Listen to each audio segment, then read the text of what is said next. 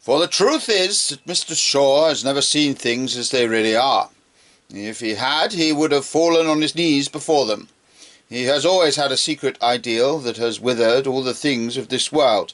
He has all the time been silently comparing humanity with something that was not human, with a monster from Mars, with the wise man of the Stoics and the economic man of the Fabians, with Julius Caesar, with Siegfried, with the Superman. Now, to have this inner and merciless standard may be a very good thing or a very bad one. It may be excellent or unfortunate, but it is not seeing things as they are. It is not seeing things as they are to think first of a Vicarious with 100 hands, and then call every man a cripple for only having 2.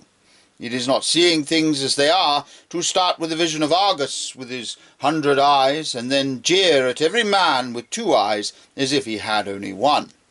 And it is not seeing things as they are to imagine a demigod of infinite mental clarity, who may or may not appear in the latter days of the earth, and then to see all men as idiots. And this is what Mr. Shaw has always in some degree done.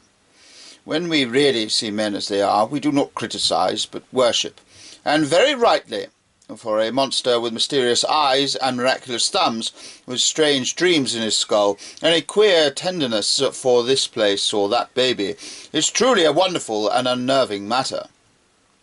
It is only the quite arbitrary and priggish habit of comparison with something else which makes it possible to be at our ease in front of him.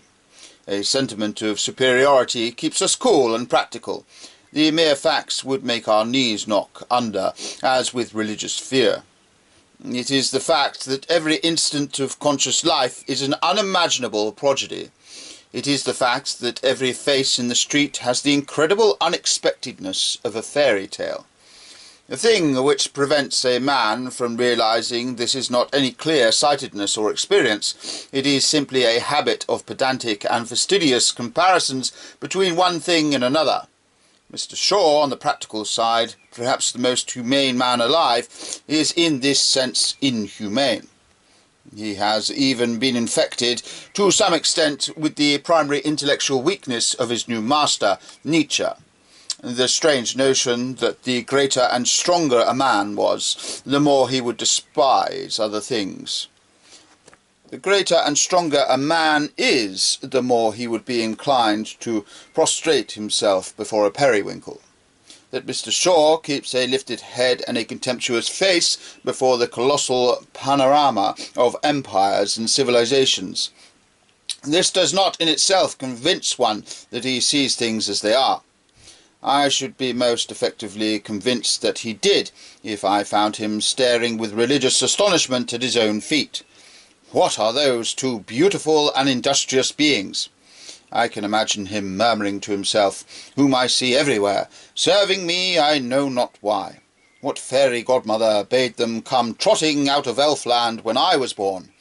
What god of the borderland, what barbaric god of legs, must I propitiate with fire and wine, lest they run away with me?